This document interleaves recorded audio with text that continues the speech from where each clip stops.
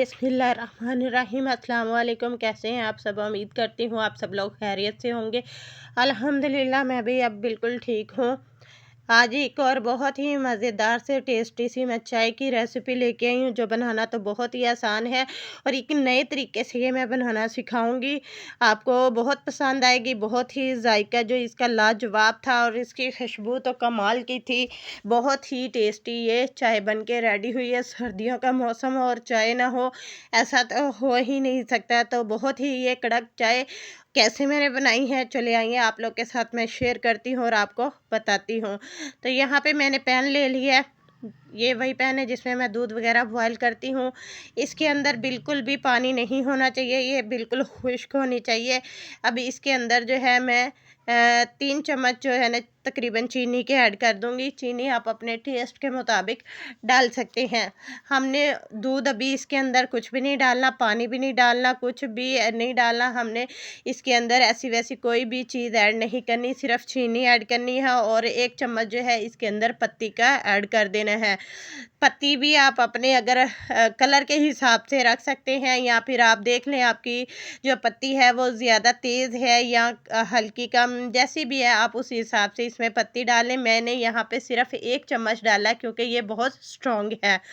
तो यहाँ पे चीनी और पत्ती को मैंने मिक्स कर दिया था और लो फ्लेम पे इसको मैंने छोड़ दिया था। ये देखिए ये चीनी जो है कैरमलाइज़ होना शुरू हो गई है।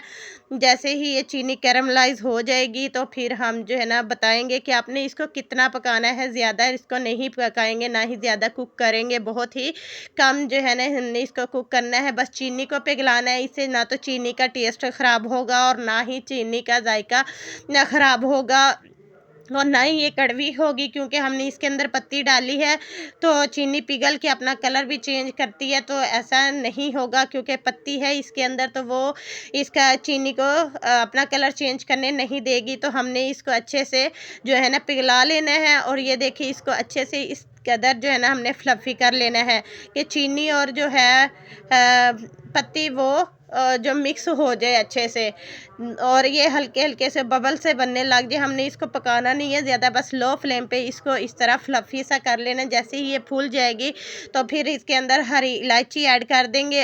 इलायची ऐड करने के बाद फिर 2 कप जो है ना मेरे पास दूध है तो वो बॉयल किया हुआ है और ये ठंडा दूध है, इसलिए मैंने इसके अंदर ऐड कर दिया है। तो आपने इस टाइम पे जो है ना परेशान नहीं होना कि ये क्या हुआ, चीनी जो है वो जम गई है, अब ये कैसे उतरेगी। तो ऐसा नहीं है, ये ज़्यादा इसलिए जमी है क्योंकि मैंने इसके अंदर ठंडा दूध था फ्रिज वाला वो ऐड कर दिया है।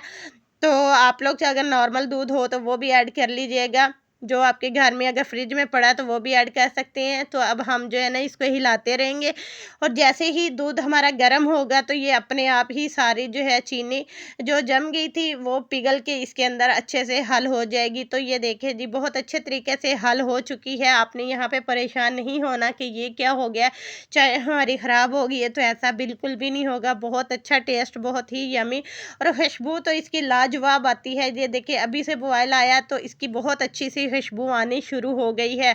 आप लोग इस तरह की कड़क चाय बना के पिएंगे तो मुझे उम्मीद है कि सर्दियों के मौसम में आप लोग जो है ना पूरी सर्दियाँ इसी को बना के पिएंगे। ये बहुत ही मज़ेदार सा जो है ना हमने चीनी और पत्ती का कैरमलाइज़ करके तो उसको जो है चाय में चाय बनाई है। तो बहुत ही मज़े की ये चाय बनी है।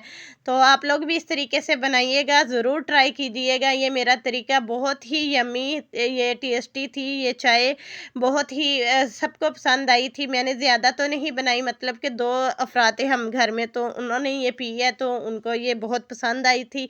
तो मुझे भी ये तरीका जो है बहुत पसंद आया। ये बहुत ही आसान भी है, सिंपल सी है। बस हमने चीनी को और पत्ती को कैरमलाइज़ करते वक़्त उसका ध्यान रखना है कि वो ज़्यादा हमने उसको नहीं पकाना, बस हल्का से ही उसको कैरमलाइज़ करके उसको हल्का सा फ्लफ़ी कर लेना है। अब चाय को फेंट-फेंट के हम पकाएँगे ताकि इसके जो है ना इसके ऊपर झाग आ जाए और बहुत अच्छे से ये पक जाए। तो हमारी चाय जो है वो पक चुकी है, मैं डिश आउट करके आपको बताऊँगी। अगर आपको ये आज की मेरी चाय की रेसिपी पसंद आई है तो वीडियोज़ को लाइक कर दीजिएगा और चैनल को सब्सक्राइब करके बेल आइकन को प्रेस करके ऑल पे क्लिक कर दें ताकि मेरी हर वीडियोज़ का नोटिफिकेशन आपको जल्द अज जल्द मिल जाए।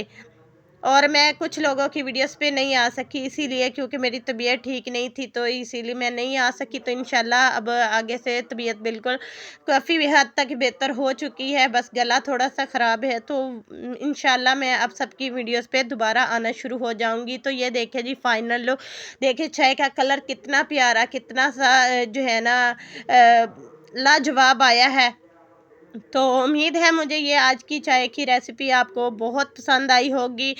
तो अपना ख्याल रखिएगा, मुझे दे इजाज़त, मिलूँगी मैं फिर एक और नई वीडियोस के साथ। तब तक के लिए अब मुझे अल्लाह हाफिज़।